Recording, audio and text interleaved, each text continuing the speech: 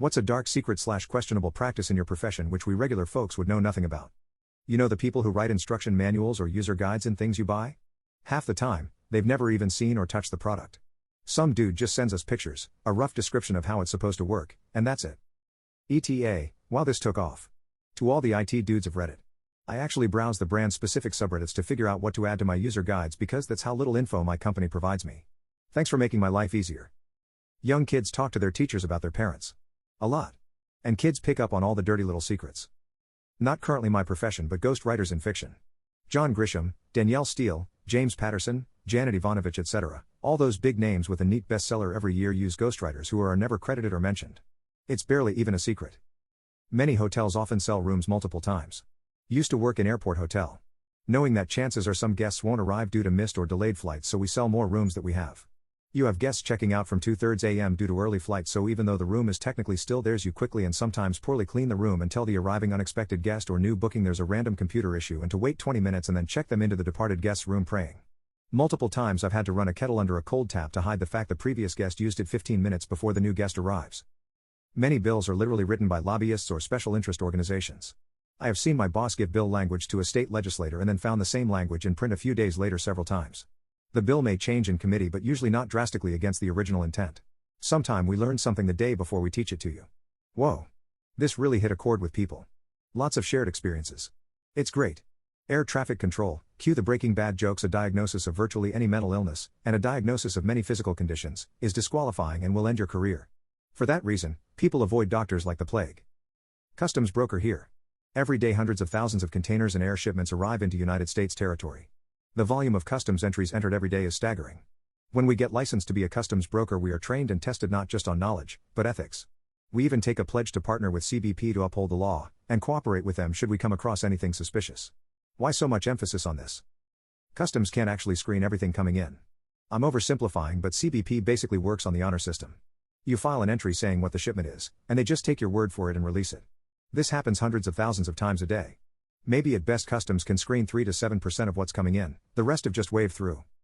Have you ever started filling out a form for a quote on something, insurance website, or literally anything, and then changed your mind and said, nah, I don't want to give them my personal information, and then abandoned the form before pressing submit?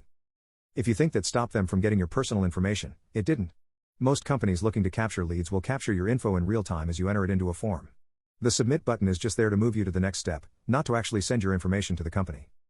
I ended up quitting a career because people, all genders and ages, kept trying to solicit me for prostitution. Young male massage therapist. How many people who work with children, teachers, childcare workers, etc., don't follow confidentiality guidelines? Gossiping about families with coworkers, talking about children's home situations, creeping families' social media, etc. I'm sure most know this, but 99.9% of advertisements involving real people is acted and scripted. Even when the people being interviewed are indeed non-actors, they are prompted on what to say. For example, recently we interviewed a guy who won a car from one of our brands. First round. Interviewer, congrats on your win. How do you feel? Guy, really great. It's a real surprise, to be honest. Thank you. After several rounds and coaching. Interviewer, congrats on your win. How do you feel?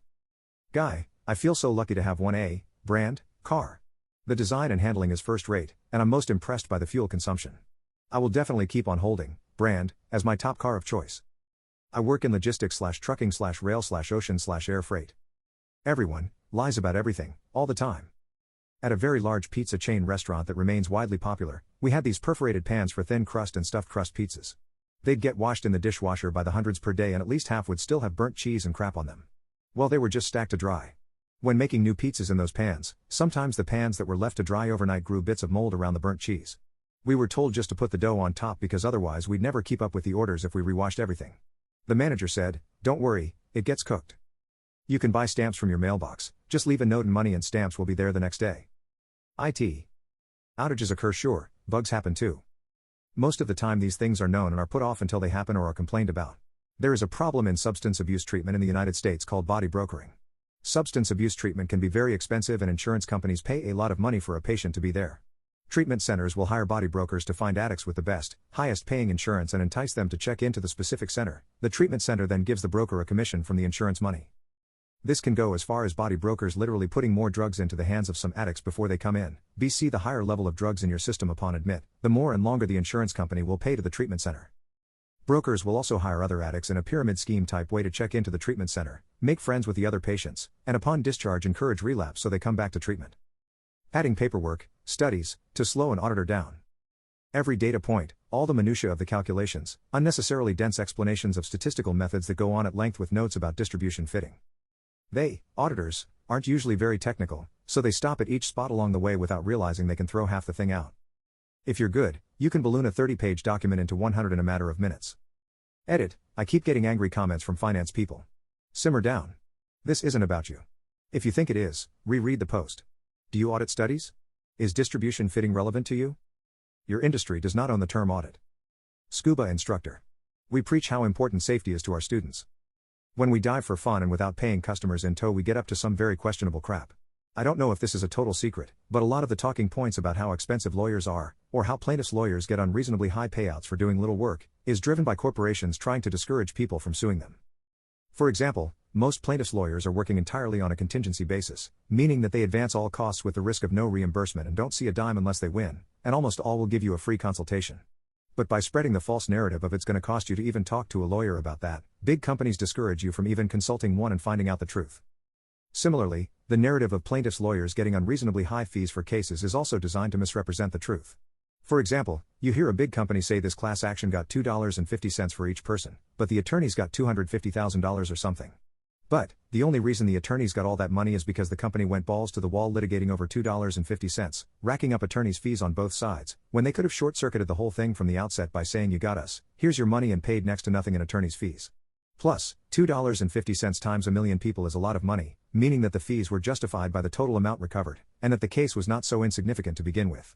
But, by controlling the narrative, companies make it seem like it's unreasonable to be mad that they stole millions from consumers, and it's even more unreasonable for someone whose job it is to take on all the risk, and then get paid based on a percentage of what their results are.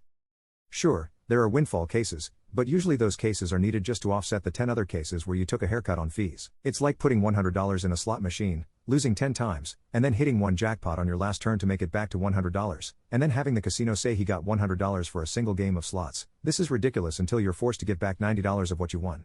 How likely are you going to be to play again? There's a lot more to this, but the TLDR is that companies are projecting when they paint lawyers as greedy, and do so in order to minimize the chance that they get called on their crap.